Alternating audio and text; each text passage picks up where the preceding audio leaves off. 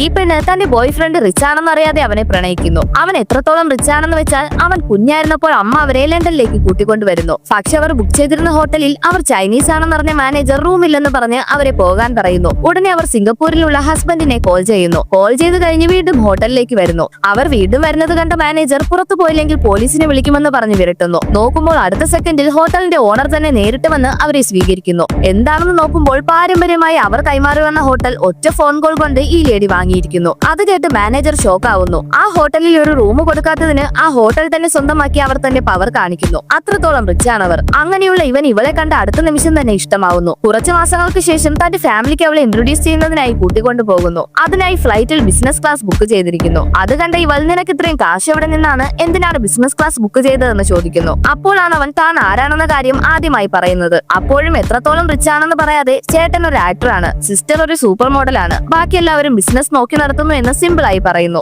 അത് കേട്ടപ്പോൾ തന്നെ അവൾ ചെറുതായി പേടിക്കുന്നു. ഫ്ലൈറ്റ് സിംഗപ്പൂരിൽ ലാൻഡ് ആയതും നേരെ വീട്ടിലേക്ക് കൊണ്ടുപോകുന്നു. നോക്കുമ്പോൾ അതൊരു വീടല്ല, 200 കോടി രൂപയ്ക്ക് ഒരു മാൾ നിർമ്മിച്ചതുപോലെയുണ്ട്. അത് കണ്ടതും അവൾ ഷോക്ക് ആവുന്നു. അപ്പോൾ ആ വീട്ടിൽ എന്തോ പാർട്ടി നടന്നുകൊണ്ടിരിക്കുന്നു. അകത്തേക്ക് പോയതും അവന്റെ റിലേറ്റീവ്സ് അവളും റിച്ച് ആണെന്ന് വിചാരിക്കുന്നു. അതേസമയം അവിടെ പാർട്ടിക്ക് വന്നിരിക്കുന്ന റിച്ചായ പെൺകുട്ടികൾക്ക് ഏഷ്യയിലെ ഏറ്റവും റിച്ചായ ആളെ വിവാഹം കഴിക്കാൻ പോകുന്നതോർത്ത് അവളോട് അസൂയ തോന്നുന്നു. അത് കേട്ടപ്പോൾ തന്നെ അവൾക്ക് സങ്കടം തോന്നുന്നു. അവസാനം അമ്മയും ഇൻട്രൊഡ്യൂസ് ചെയ്ത് കഴിഞ്ഞതും 1 മണിക്കൂറിൽ തന്നെ അവളുടെ ഫാമിലിയുടെ ചരിത്രം കണ്ടുപിടിക്കുന്നു. അവൾ റിച്ച് അല്ലാത്തത് കൊണ്ട് അവർ വിവാഹത്തിന് സമ്മതിക്കുന്നില്ല. പക്ഷെ എനിക്ക് താഷല്ല അവളാണ് പ്രധാനമെന്ന് പറഞ്ഞ് അവൻ എല്ലാം ഉപേക്ഷിച്ച് അവളെ വിവാഹം ചെയ്യുന്നു.